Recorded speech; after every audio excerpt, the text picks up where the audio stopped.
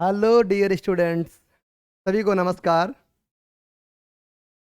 उत्थान एकेडमी सतना में आपका हार्दिक स्वागत है, जहां पर टीचर दिल और दिमाग दोनों से पढ़ाते हैं। अब देखिएगा मेरे शेर शेरनियों आगे, संतुलित रासायनिक समीकरण। तो ये बहुत ही इम्पॉर्टेंट पोर्शन है कि हम संतुलित रासायनिक समीकरण कैसे लिखें और रासायनिक समीकरण को संतुलित करना क्यों आवश्यक है। तो हम एक एक करके इसको देखते हैं और समझते हैं। तो बेटा, संतुलित रासायनिक समीकरण होता क्या है? पहले हमने बताया था रासायनिक समीकरण क्या होता है। तो हमने क्या बताया, रासायनिक अपक्रिया में जो क्रियाकारक और उत्पाद हैं, यदि क्रियाकारकों और उत्पादों को हम प्रतीकात्मक रूप से व्यक्त करते हैं तो जो हमारा प्राप्त होता है उसे हम लोग रासायनिक समीकरण कहते हैं। अब रासायनिक समीकरण अपना दो प्रकार का होता है। एक होता है बेटा ढांचा समीकरण।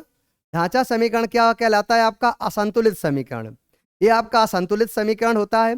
असंतुलित समीकरण वह समीकरण होता है जिसमें क्रियाकारकों और उत्पादों दोनों तरफ परमाणुओं की संख्या समान नहीं होती है, तो उसे हम असंतुलित रासायनिक समीकरण या ढांचा समीकरण कहते हैं। दूसरा आपका होता है संतुलित रासायनिक समीकरण। तो संतुलित रासायनिक समीकरण में दोनों ओर परमाणुओं की संख्या समान होती है। तो हम देखते हैं कि संतुलित रासायनिक समीकरण क्या होता है। समझिएगा ये क्या होता है संतुलित रासायनिक समीकरण।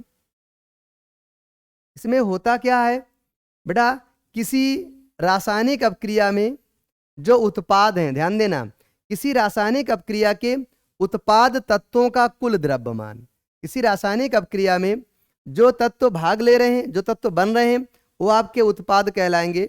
तो उत्पादों का कुल द्रव्यमान अभिकारक तत्वों के कुल द्रव्यमान के बराबर होता है। मतलब किसी रासायनिक अपक्रिया के उत्पाद तत्वों का कुल द्रव्यमान अभिकारक तत्वों के कुल द्रव्यमान के बराबर होता है। अर्थात रासायनिक अपक्रिया में ना तो द्रव्यमान का निर्माण होता है और ना ही द्रव्यमान का विनाश होता है। अर्थात रासायनिक समीकरण में ना तो द्रव्यमान बनता है और ना ही द्रव्यमान का विनाश होता है।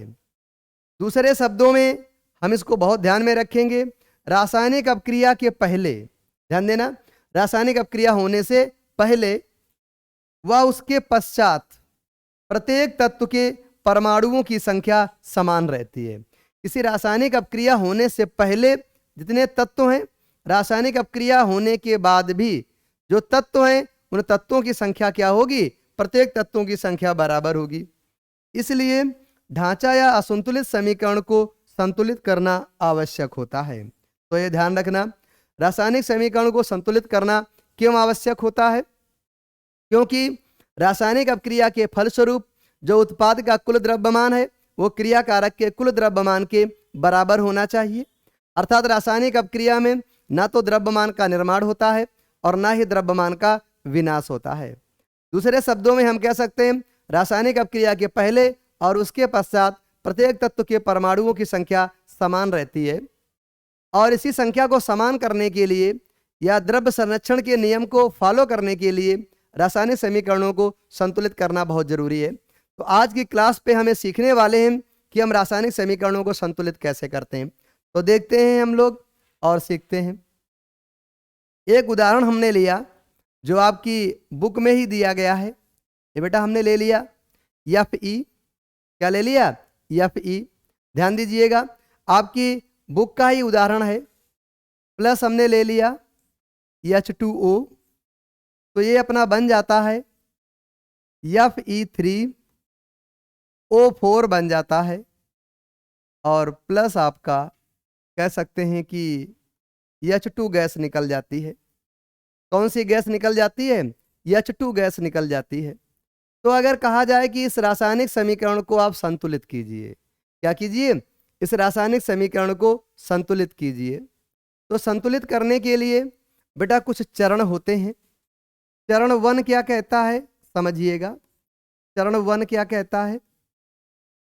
चरण 1 अपना कहता है, सबसे पहला अपना काम है कि इनके पहले आप इनको सभी को जो दिए गए हैं ब्रैकेट से बंद कर दो।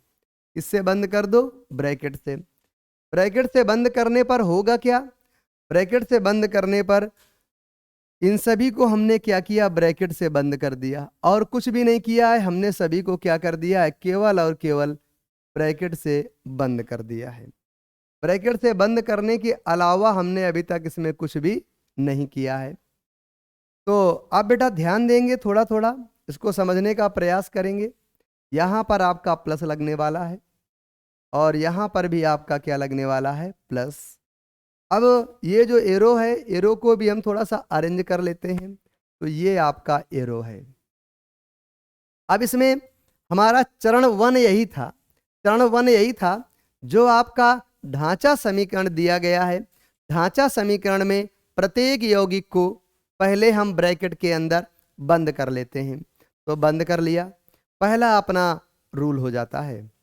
दूसरा अपना नियम क्या है, दूसरा नियम क्या है, अब हम दोनों पक्षों में परमाणुओं की संख्या को बराबर करेंगे। क्या करेंगे, परमाणुओं की संख्या को बराबर करेंगे। बराबर करने के लिए आप एक टेबल बनाते हैं। तो हमें यहाँ टेबल बनाने की जरूरत नहीं है, यहाँ पर हमें केवल और केवल संतुलित समीकरण चाहिए।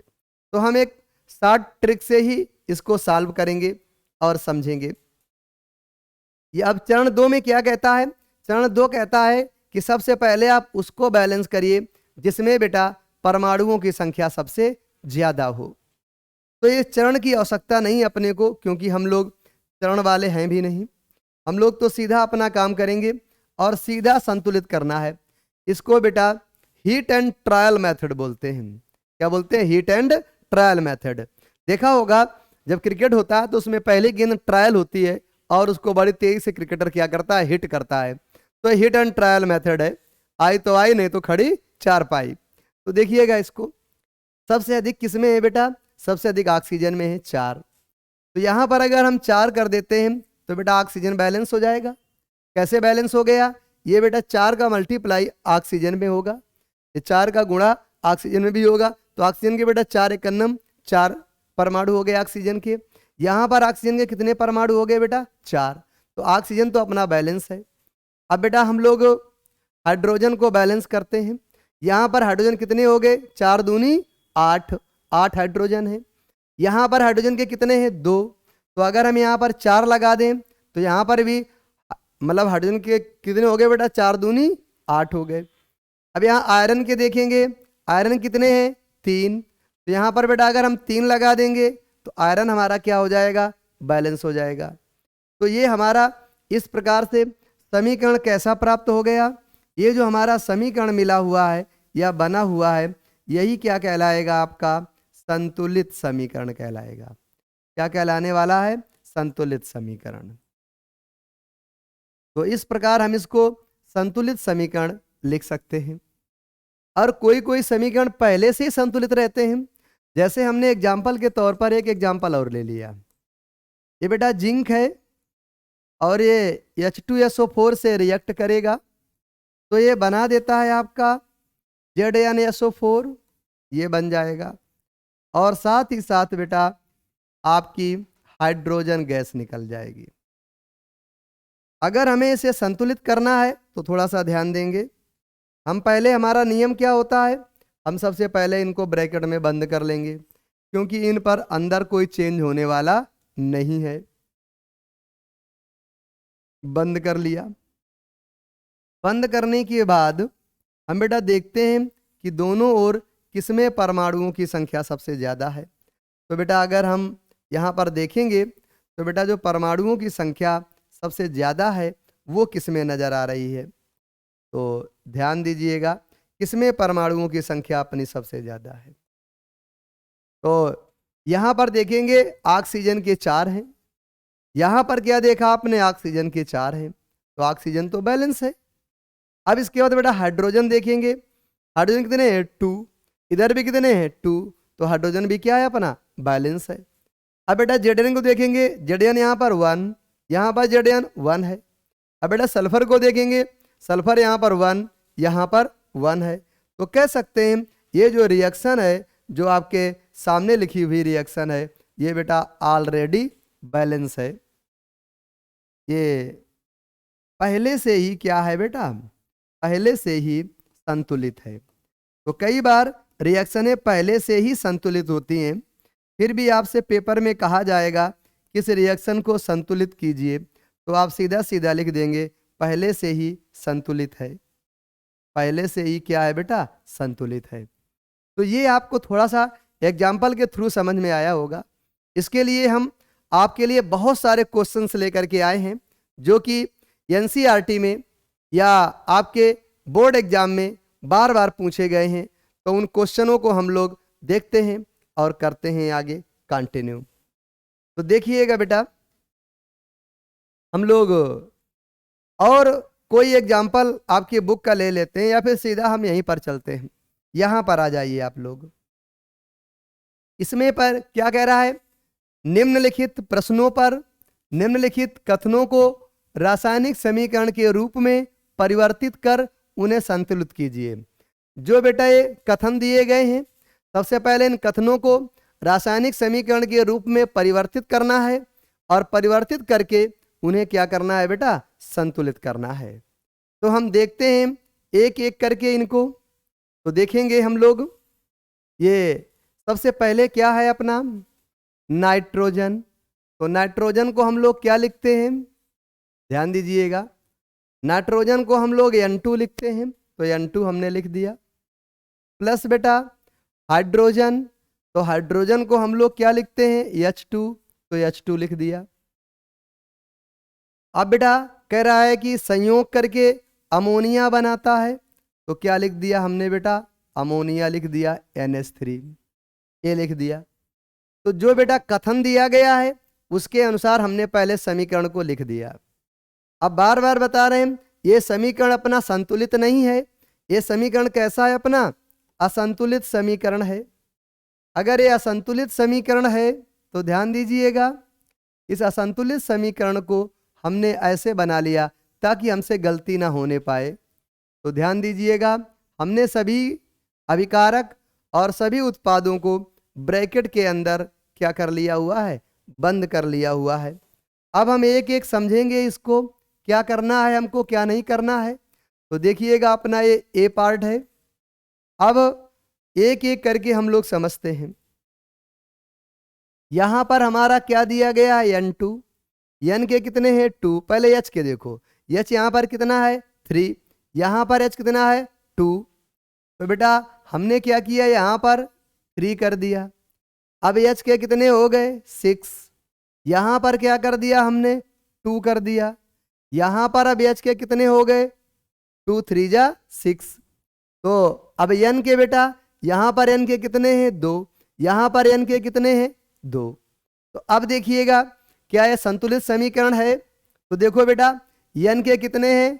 2 अभिकारक हैं N के, और उत्पाद में भी 2 एक अन्नम, 2 ही क्या है? N है। अब बेटा हाइड्रोजन पे आ जाते हैं।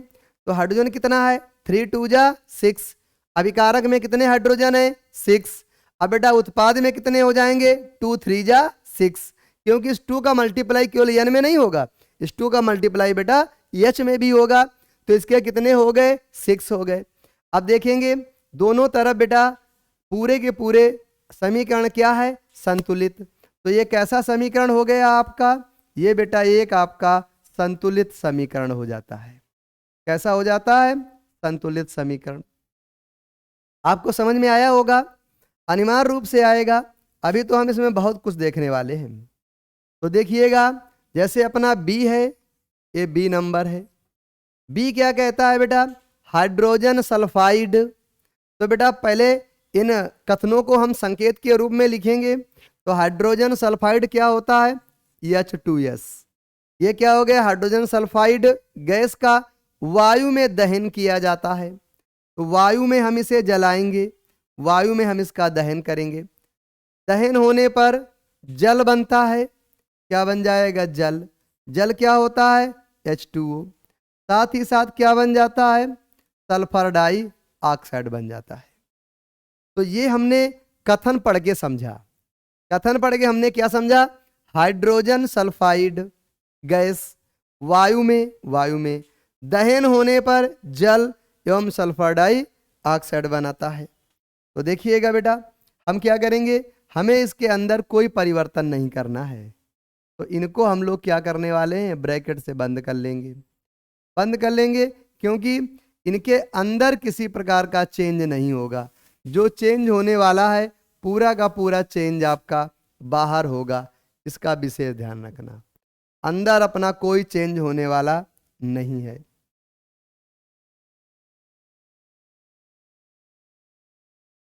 अब देखिएगा बेटा, यहां पर हम बैलेंस करते हैं।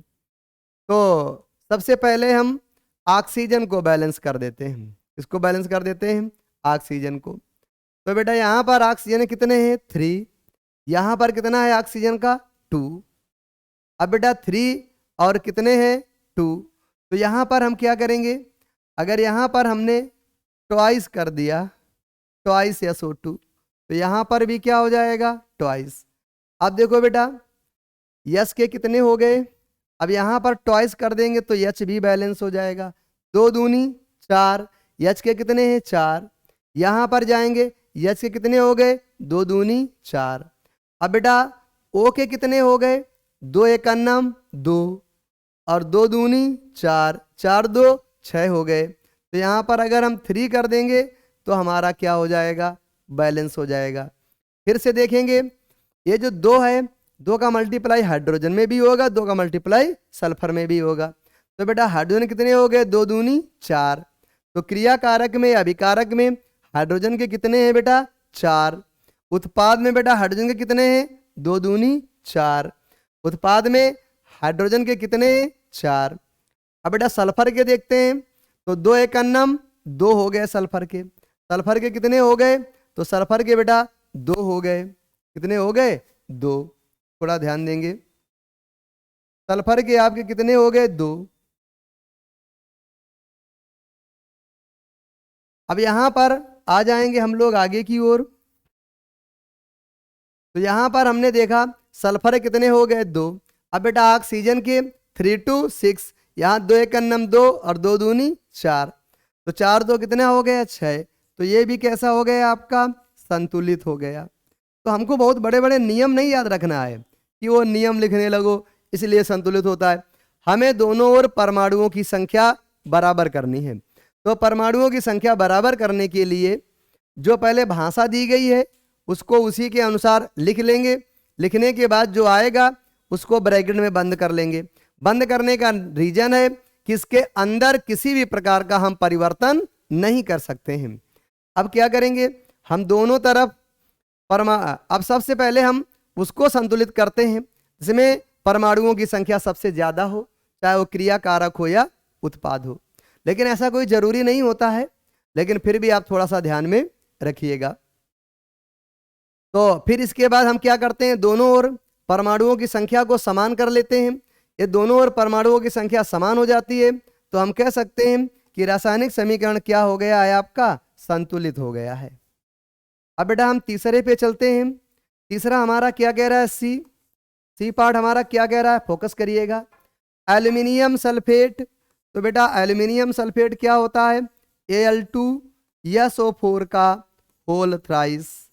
क्या हो गया, Al2SO4 का होल थ्राइस। एल्युमिनियम सल्फेट के साथ अवक्रिया करके, मतलब यहां पर बेटा थोड़ा सा मिस है, एल्युमिनियम सल्फेट के साथ अपक्रिया करके बेरियम क्लोराइड। कौन क्रिया करता है बेटा, बेरियम क्लोराइड। बेरियम क्लोराइड क्या होता है, BaCl2।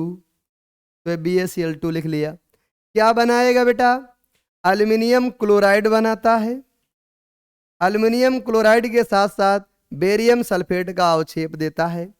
तो ये क्या बनाने वाला है आपका, एल्युमिनियम क्लोराइड AlCl3। और बेटा बेरियम सल्फेट का क्या देने वाला है, अवक्षेप। तो ये दे दिया। अब क्या करेंगे, हमारा पहला रूल होता है, जो बेटा लैंग्वेज थी, जो भाषा थी, उसके आधार पर हमने एक रासायनिक समीकरण लिख लिया। ये जो रासायनिक समीकरण है ये संतुलित नहीं है, असंतुलित है। तो पहला नियम क्या होता है, हम इसको इस प्रकार से एक व्यवस्थित रूप से बंद कर लेंगे। बंद करने का मीनिंग सिर्फ इतना है कि इसके अंदर हम किसी प्रकार का कोई भी परिवर्तन नहीं करेंगे। जब भी हम संतुलित करेंगे इसके अंदर इस प्रकार का कोई भी परिवर्तन नहीं करेंगे। ये आपका उत्पाद में भी यही कंडीशन कर लिया, कोई परिवर्तन करने वाले नहीं है। अब यहां पर देखेंगे बेटा एक एक करके, यहां पर SO4 के कितने हैं? 3। तो अगर यहां पर बेटा हम लोग 3 का मल्टीप्लाई कर दें, 3 कर दें, तो SO4 के कितने हो जाएंगे? 3 एक अन्नम 3। अब Ba के कितने हो गए बेटा? Ba के हो गए 3। तो 3 Ba के कंप्लीट करने के लिए यहां पर करना पड़ेगा 3 का मल्टीप्लाई। अब एल्युमिनियम के कितने यहां पर? 2। तो यहां पर क्या करना पड़ेगा आपको? 2। अब बेटा गिन लेंगे, क्या क्रियाकारक और उत्पाद दोनों में परमाणुओं की संख्या बराबर है? तो बेटा एल्युमिनियम के कितने हैं? 2। तो 2 हो गए बेटा, बैलेंस है। SO4 के कितने हैं? 3। SO4 के कितने हो गए बेटा? 3। Ba के कितने हैं? 3। Ba कितने हो गए? 3। अब बेटा Cl कितने? 3 2 जा 6। यहां पर देखेंगे 2 3 जा 6। दोनों ओर परमाणुओं की संख्या, प्रत्येक परमाणु की संख्या क्या हो गई? बराबर हो गई। इससे जो हमें समीकरण प्राप्त हुआ वो कैसा समीकरण है? हमारा संतुलित समीकरण है। कैसा समीकरण है अपना? संतुलित। अब ये जो बेटा अपना संतुलित समीकरण प्राप्त हुआ है, अब यहां पर तो हमारे बोर्ड में जगह नहीं है, आप देख भी रहे हैं, तो हम इसको अगले पेज पर ले जाते हैं। ये चौथे को पहले पढ़ लेंगे। चौथा है क्या बेटा? जो पोटेशियम धातु है, पोटेशियम धातु को बेटा हम जल के साथ गर्म करते हैं तो हमारा पोटेशियम हाइड्रोक्साइड बनता है और बेटा हाइड्रोजन गैस निकलती है। तो हम इसको अगले पेज पे करने वाले हैं कि पोटेशियम धातु को जल के साथ अपक्रिया कराएंगे तो हमारा पोटेशियम हाइड्रोक्साइड बनेगा और हाइड्रोजन गैस निकल जाएगी। तो देखिएगा, इसको हम यहां पर लेने वाले हैं।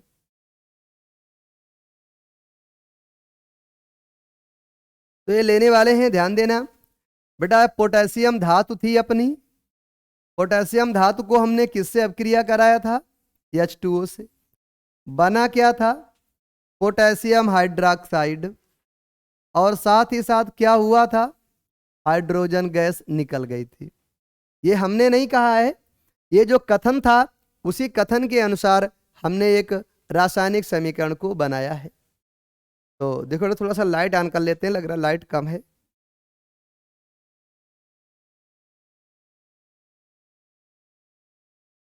तो उसी प्रकार से हम इस रासायनिक समीकरण को बनाएंगे। तो देखिएगा यहां पर बनाने के लिए हम लोग क्या करने वाले हैं, ये जो K है ध्यान देना, इसको हमने एक ब्रैकेट के अंदर कर दिया और ये जो K है, ये जो H2O है इसको भी एक ब्रैकेट के अंदर कर दिया, KOH को भी एक ब्रैकेट के अंदर कर दिया, H2 को भी।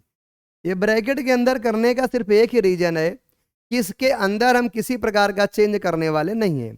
जो भी चेंज होगा कहां पर होगा? आपका बाहर होने वाला है। तो बेटा यहां पर अगर हम H के देखेंगे तो 2 है, यहां पर 3 है। तो अगर यहां पर हम 2 से मल्टीप्लाई कर देंगे तो H के कितने हो गए बेटा? 4। H के 4 को बैलेंस करने के लिए यहां पर भी क्या करना पड़ेगा बेटा? 2 से मल्टीप्लाई करना पड़ेगा। यहां पर 2K है तो यहां पर बेटा 2 से मल्टीप्लाई करना पड़ेगा। अब देखिएगा यहां पर बैलेंस हो गए होंगे, ध्यान दो। यहां पर K के कितने हैं? 2। यहां पर K के कितने हैं? 2। यहां पर बेटा H के कितने हैं? 4। यहां पर H के 2 एक अन्नम 2 प्लस 2 कितने हो गए? 4। यहां पर O के कितने हैं? 2 एक अन्नम 2। यहां पर O के कितने हैं? 2 एक अन्नम 2। तो बेटा दोनों तरफ देखेंगे प्रत्येक तत्व के परमाणुओं की संख्या बराबर है, अर्थात ये समीकरण क्या कहलाएगा? आपका संतुलित समीकरण कहलाएगा। अपने को बहुत अधिक नियम बेस करने की आवश्यकता नहीं, जो स्कूलों में पढ़ाया जाता है कि एक एक करके नियम से लिखो, ऐसा कुछ लिखने की आवश्यकता नहीं है। अपने को सीधा simple hit and trial method use करना है। हिट एंड ट्रायल मेथड में क्या है? सबसे पहले जो भाषा दी गई है उसी के अनुसार एक रासायनिक समीकरण बना लीजिए और ये आपका संतुलित रासायनिक समीकरण आएगा। इसमें बेटा क्रियाकारक और उत्पाद दोनों को ही आप लोग क्या करिए? ब्रैकेट के अंदर बंद कर लीजिए। बंद करने का रीजन है ब्रैकेट के अंदर हम किसी प्रकार का कोई परिवर्तन करने वाले नहीं है, न ही परिवर्तन होता है। तो अब हम क्या करेंगे? अब बेटा दोनों ओर हम परमाणुओं की संख्या को बराबर करेंगे। दोनों ओर प्रत्येक तत्व के परमाणुओं की संख्या को बराबर करने के लिए सबसे पहले हमें क्या करना होगा? तो सबसे पहले हमें उस परमाणु की संख्या बराबर करनी होगी जिसमें सबसे अधिक परमाणु हो, चाहे वह अभिकारक में हो या उत्पाद में हो। फिर एक एक करके सभी सभी तत्वों के परमाणुओं की संख्या को हम लोग बराबर करेंगे। तो ये आपका संतुलित हो गया। आगे चलते हैं, हम कुछ आपको और बता रहे हैं, क्योंकि जितना अधिक एग्जाम्पल करोगे उतना ही आपका बेनिफिट होने वाला है। यहां पर भी क्या करना है आपको बेटा? संतुलित करना है। हमने HNO3 लिया हुआ है, तो ध्यान देना अपने पास है क्या क्या? तो अपने पास बेटा HNO3 है, तो HNO3 हमने ले लिया। फिर क्या है अपने पास? फिर है बेटा CaOH का होल ट्वाइस। क्या है अपने पास? CaOH का होल ट्वाइस है।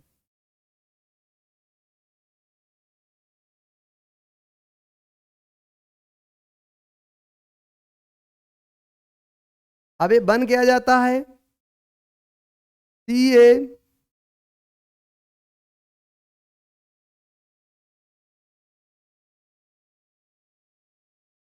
CaNO3 का होल ट्वाइस प्लस क्या बन जाएगा? H2O। हम बार बार कह रहे हैं कि ये जो बन रहा है, सबसे पहले इसको आप क्या करो? ब्रैकेट के अंदर लिख दो। ब्रैकेट के अंदर लिखने से आपके गलती होने की संभावना कम हो जाएगी, क्योंकि ब्रैकेट के अंदर वाले पर आपको किसी प्रकार का कोई भी चेंज नहीं करना है, कोई भी चेंज नहीं करना है। ये बेटा आपका हो गया। अब यहां पर आप देखेंगे अच्छे ढंग से और उसको समझेंगे। यहां पर बेटा देखेंगे तो NO3 का होल ट्वाइस लगा है। NO3 के कितने हैं? 2। तो यहां पर पहले 2 ही कर दिया। क्या कर दिया? 2। तो NO3 बैलेंस हो गया। अब Ca का कितना है? 1। Ca का कितना है? 1। अब बेटा H देखते हैं। H के यहां पर 2 एक अन्नम 2 और 2 A आ गए 4, 4 H हो गया। तो 4 H के लिए यहां पर 2 कर दिया, तो 4 H बैलेंस हो गया। O कितना हो गया? 2 एक अन्नम 2, 2 एक अन्नम 2। अब बेटा ये पूरी तरीके से आपका समीकरण प्राप्त होता है, जो कि कैसा है? एक संतुलित समीकरण है। तो ये आपका बेटा संतुलित समीकरण है, ये आपका संतुलित है। अब हम इसी के B पर आ जाते हैं। किस पर आ जाते हैं? B पर।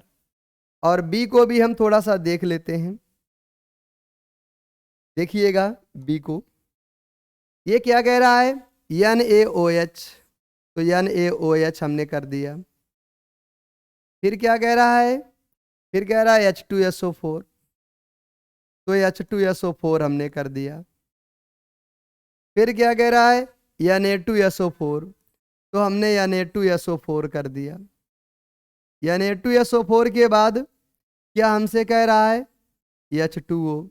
तो हमने क्या कर दिया? H2O। अब हम आपको बार बार बता रहे हैं कि ये जो है हमारे पास, इनको हम लोग ब्रैकेट में बंद कर लेते हैं। इससे गलती होने की संभावना क्या हो जाती है? कम हो जाती है। कम होने का रीजन है कि इसके अंदर हम किसी प्रकार का कोई परिवर्तन नहीं कर सकते हैं। तो परिवर्तन हम लोग कहाँ करेंगे? बाहर। तो देखो बेटा यहाँ यानी कितने हैं? 2। यहाँ यानी कितना है? 1। तो 2 का मल्टीप्लाई कर देंगे यानी बैलेंस हो जाएगा। SO4 के कितने हैं? 1। SO4 का कितना है? 1। अब बेटा H देखते हैं। H का कितना है? 2 एक अन्नम 2H। O का कितना है? 2 एक अन्नम 2। तो बेटा 2 आपका, अब H के कितने? 4 हैं, गौर से देखिएगा। 2 एक अन्नम 2 और 2 कितने? 4। तो यहाँ क्या कर दिया? 2, 2 दूनी 4। अब बेटा ऑक्सीजन के देखेंगे, 2 एक अन्नम 2। तो ऑक्सीजन कितने हैं? 2। तो इस प्रकार से अपना ये समीकरण क्या हो जाता है? बैलेंस हो जाता है। बार बार करें, बहुत डिटेल मेथड पर मत जाइए जो स्कूलों में बताया जाता है। आप लोग शॉर्टकट मेथड से इसको सॉल्व करिए। अब आपके सामने एक आ जाता है C। ये भी क्या हो गया अपना? ये भी बेटा संतुलित हो गया। कैसा समीकरण हो गया आपका? संतुलित हो गया। अब हम लोग एक और आते हैं C पर। सभी को देखिए, आपको समझ में आ जाएगा। एक बार नहीं आएगा, 2 बार नहीं आएगा, आना तो पड़ेगा ही उसको। अब बेटा NaCl, तो NaCl आपने लिख लिया, प्लस बेटा AgNO3, तो AgNO3 लिख लिया। गिब्स इज AgCl, तो AgCl लिख लिया हमने, प्लस NaNO3, तो NaNO3 लिख लिया। अब क्या किया हमने, इसको आपकी सुविधा के लिए कह रहे हैं, इसको ब्रैकेट से क्या कर लो, बंद। बंद करने का रीजन भी है। क्या रीजन है? अगर हम बंद कर लेंगे तो हमारे गलती होने की संभावना क्या हो जाएगी, कम हो जाएगी। हमने सभी को ब्रैकेट से बंद कर लिया। अब देखो बेटा NA कितना है, 1, NA कितना है, 1, NO3 कितना है, 1, NO3 कितना है, 1, Ag कितना है, 1, Ag का 1, Cl का 1, Cl का 1। ये तो बेटा पहले से ही संतुलित है। क्या है बेटा? पहले से ही संतुलित है, पहले से ही संतुलित है। तो बहुत डिटेल करने की आवश्यकता नहीं अपने को, हम लोग छोटे छोटे पॉइंट पे इसको कर सकते हैं। तो ये C पार्ट हो गया। अब अपना D पार्ट भी है इसी में। D पार्ट क्या है अपना? BaCl2 है। A रिएक्ट करता है H2SO4 के साथ, तो ये क्या बना देगा? BaSO4 बना देगा, प्लस बेटा क्या बनाने वाला है, HCl। अब हम इसको एक एक करके थोड़ा सा ब्रैकेट में बंद कर लेंगे। इसमें बंद करने वाले हैं ब्रैकेट में। ब्रैकेट में बंद करने का एक ही रीजन है, इसके जो गलत होने के चांस हैं वो बहुत कम हो जाते हैं। और जो भी यहाँ पर संतुलन बताया जा रहा है सभी का सभी बहुत इंपॉर्टेंट है। Ba कितना है, 1, Ba कितना है, 1, SO4 का कितना है, 1, SO4 का कितना है, 1, Cl कितने हैं, 2, यहाँ पर Cl कितना है, 1, तो 2 से क्या करेंगे, मल्टीप्लाई कर देंगे। तो देखिएगा आप Cl के 2, H के भी 2, Cl के 2, H के भी 2, ये भी क्या हो गई बेटा, संतुलित हो गई। इस प्रकार से हमने इनको भी क्या कर लिया बेटा, संतुलित कर लिया। तो इस प्रकार से कोई भी हमें दिया गया होगा हम उसे बड़ी आसानी से संतुलित कर सकते हैं। अब कुछ और अपने बोर्ड में आई हुई इंपॉर्टेंट रिएक्शनों को देखते हैं। फिर आपके सामने है, निम्न अपक्रियाओं के लिए संतुलित रासायनिक समीकरण लिखिए एवं प्रत्येक अपक्रिया का प्रकार भी बताइए। प्रकार का मतलब है संयोजन है, अपघटन है, विस्थापन है या द्विविस्थापन है, ये आपको बताना है मेनली। तो देखिएगा अपना पहला पॉइंट क्या है, पहली अपक्रिया क्या है, कह रहा है पोटेशियम ब्रोमाइड। तो बेटा ये क्या हो जाएगा, पोटेशियम ब्रोमाइड KBr। KBr क्या हो गया, पोटेशियम ब्रोमाइड। बेटा बेरियम आयोडाइड, तो बेरियम आयोडाइड क्या हो जाता है, BaI2। ये बेरियम आयोडाइड हो जाएगा। क्या हो जाएगा आपका, बेरियम आयोडाइड हो जाएगा। ये बेटा बनाता क्या है उसको भी देख लीजिएगा। पोटेशियम आयोडाइड Ki बना देगा, साथ ही साथ क्या कह रहा है कि बेरियम ब्रोमाइड, तो BaBr2 बनाता है। सबसे पहले हमारी रिएक्शन गलत ना हो इसके लिए हम लोग क्या करेंगे, इसके लिए बेटा हम लोग इनको ब्रैकेट में क्या करेंगे, बंद कर लेंगे।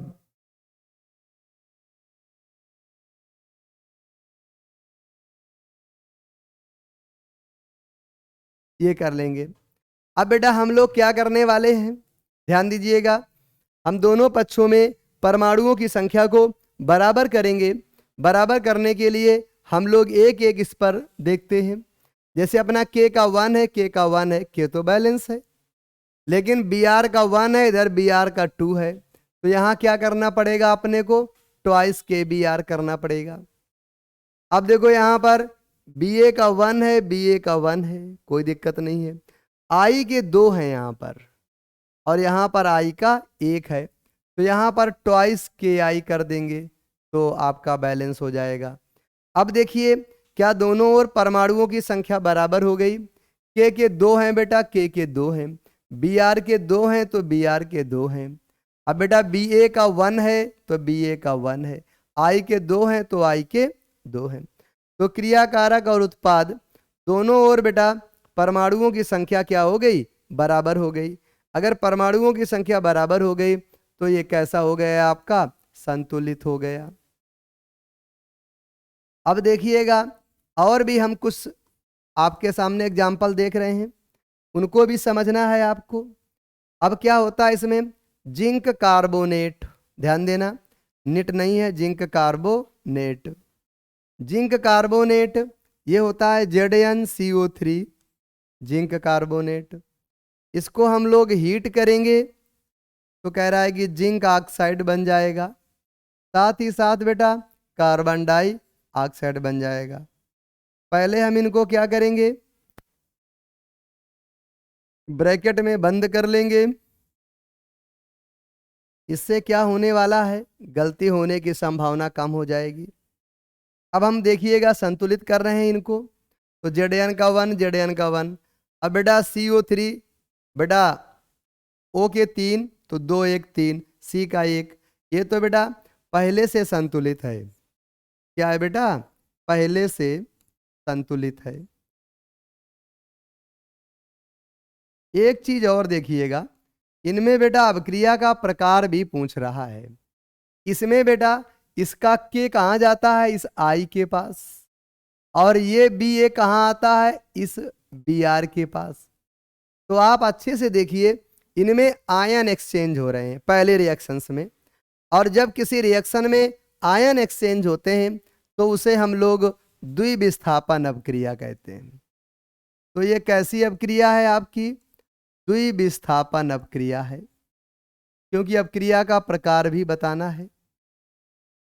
ये कैसी अभिक्रिया है, इसमें एक अभिकारक 2 उत्पाद में टूट जाता है, तो ये बेटा आपकी वियोजन अभिक्रिया है।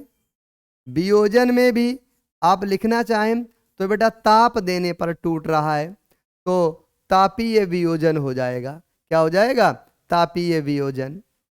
अब बेटा सी पर आ जाते हैं, तो सी हमारा क्या कहता है, हाइड्रोजन और बेटा क्लोरीन आपस में रिएक्ट करके हाइड्रोजन क्लोराइड बना देते हैं। फिर से अपने को वही करना है, वही का मतलब क्या है, ये हम लोग बंद कर लेंगे ब्रैकेट में, इनको काय में बंद कर लेंगे, ब्रैकेट में, जिससे हमें गलत होने की संभावना कम हो जाए। अब यहाँ पर बेटा फोकस करिएगा, H के 2 H का 1 तो 2 कर देंगे, तो बेटा H बैलेंस हो गया, Cl के 2 Cl के 2, Cl भी बैलेंस हो गया। ये बेटा कैसा हो गया, संतुलित समीकरण है। संतुलित तो है, लेकिन संतुलित के साथ साथ और क्या है, तो बेटा इसमें 2 क्रियाकारक मिलकर के एकल उत्पाद बनाते हैं, और जब एकल उत्पाद बनता है तो उस अभिक्रिया को हम लोग क्या कह देते हैं, संयोजन अभिक्रिया कह देते हैं।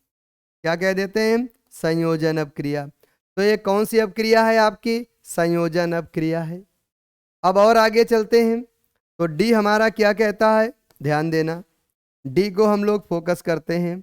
डी हमारा कुछ कह रहा है, मैग्नीशियम है Mg, मैग्नीशियम हो गया, ये रिएक्ट करता है हाइड्रोक्लोरिक अम्ल से, तो बेटा बनेगा क्या, बनता है बेटा मैग्नीशियम क्लोराइड। क्या बनता है, मैग्नीशियम क्लोराइड। साथ ही साथ क्या निकल रहा है, हाइड्रोजन गैस निकल रही है। तो बैलेंस करिए पहले, Mg का 1 Mg का 1, Cl के 2 तो इधर कर देंगे 2 तो Cl हो जाएगा, हाइड्रोजन भी संतुलित हो गया। तो ये कैसा है बेटा, ये आपका संतुलित समीकरण है। कैसा समीकरण है आपका, संतुलित समीकरण है। और संतुलित के साथ साथ और क्या है, तो इसमें बेटा क्या हो रहा है, इसमें जो मैग्नीशियम है वो मोस्ट रिएक्टिव है, तो हाइड्रोक्लोरिक अम्ल से Cl को क्या करेगी, रिप्लेस कर देती है। तो ये बेटा आपकी कह सकते हैं विस्थापन अभिक्रिया भी है। कैसी अभिक्रिया है, विस्थापन अभिक्रिया। तो आज के जो क्वेश्चंस हुए हैं ये बहुत इंपॉर्टेंट क्वेश्चंस हैं, और इसी प्रकार से और घर में प्रैक्टिस करिए संतुलित करने की। आई होप हमें लगता है आपको समझ में आया होगा। तो प्लीज़ इस चैनल को ज़्यादा से ज़्यादा लाइक करिए, शेयर करिए, और सब्सक्राइब जरूर करिए, जिससे अधिक से अधिक लोग इसका फायदा उठा सकें। और थैंक यू, धन्यवाद। जय हिंद, जय भारत।